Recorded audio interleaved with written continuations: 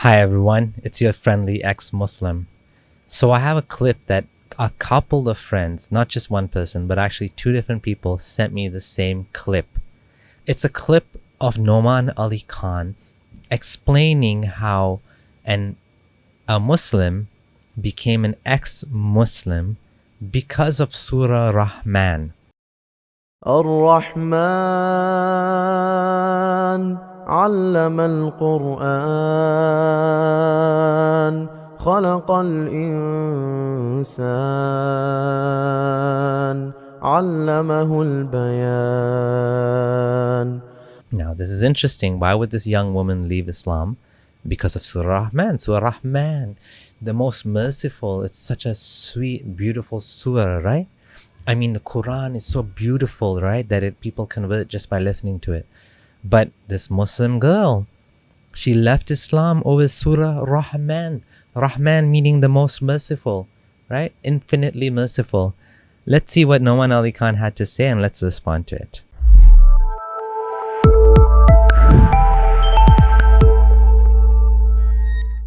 Came to me in Boston. She said, I left Islam. She said, I left Islam. I said, why did you leave Islam? And she said, because of Surah Rahman. I said, why? What did Surah Rahman do to you? She says, in Surah Rahman, Allah begins with Ar-Rahman, that He's so loving and caring and merciful. And in the middle of the surah, He starts talking about hell and how people are going to burn and how people are going to be tortured. How can Allah that is so full of love and rahmah torture people? How could He do that? And I had a long conversation with her, but I'll just share one thing with you. Brother Noman Ali Khan had a long conversation with her. I hope he was behaving properly in this conversation, because sheikh or no sheikh, a brother and sister cannot be alone because shaitan is a third. So I hope Brother Noman,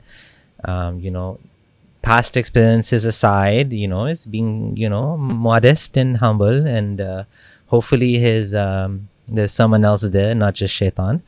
But talking about hell. Okay, let's hear what happened there.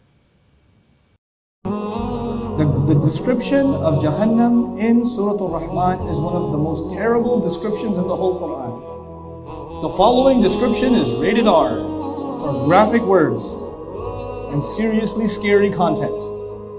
You will listen to those words when people are being boiled alive, and then when they're being boiled, they look at the fire on the other side and say maybe the fire is better. So they leave the boiling water and they run towards the fire. The fire burns them so hot, they can see the boiling water. They say, no, I should go towards the boiling water instead. Oh my God, what a horrible, horrible description of what is. So that is a horrible, horrible description. And sometimes when I hear these horrible, horrible descriptions, I want to laugh. I want to laugh because they're so horrible, they're stupid. They're so stupid, they're funny. I mean, like, what kind of deranged mind makes up stuff like this? What kind of sicko came up with such a description of hell? Like, you go to the boiling water is too hot, and you're like, oh my God, I'm boiling here. Let me go to that fire over there that looks a little bit more toasty because I'm all wet and boiling here. And then go to the fire over there. You're like, oh, this is a little bit uncomfortable. My skin's like burning off. And let me go for a swim in the lake boiling over there, right? With the piranhas. Okay, there's no piranhas. This isn't Mexico or whatever. Wherever you find piranhas, oh, no, there's no piranhas in there. But there's this boiling water. So you're swimming in this boiling water lake, and boiling water lake gets too hot. So you're running back and forth like a lemming, being tortured in two different ways. Like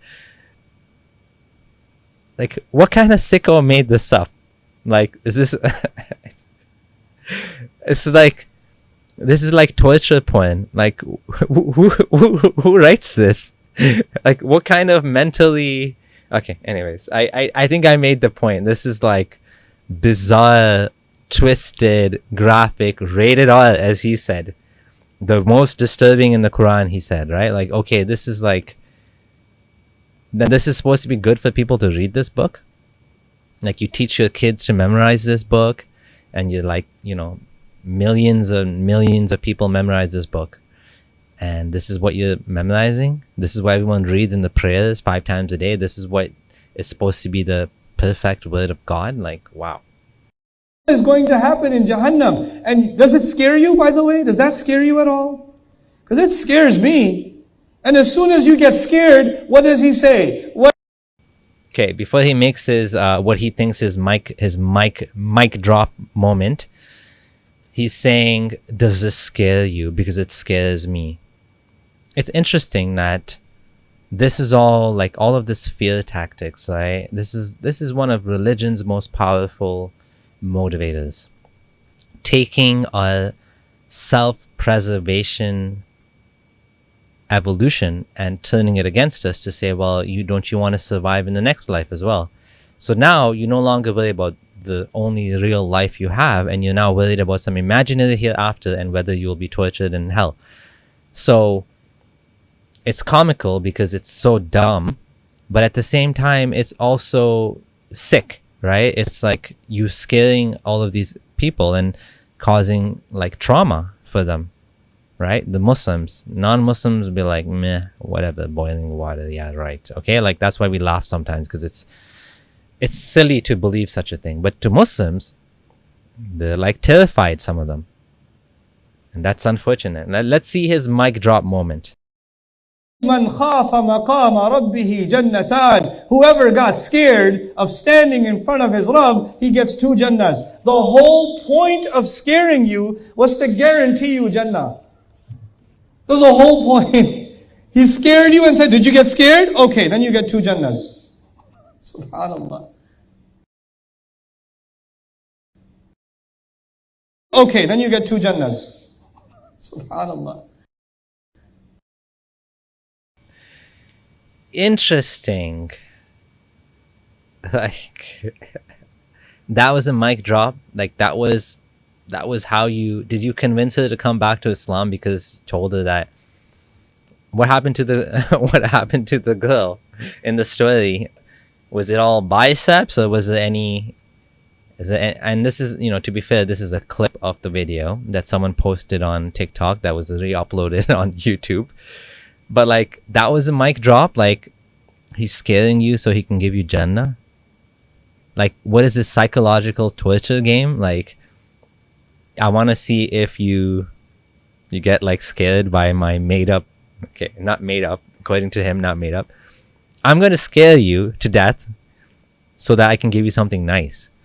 Imagine doing that to your kids. It would be like the equivalent of saying, I'm going to hurt you bad.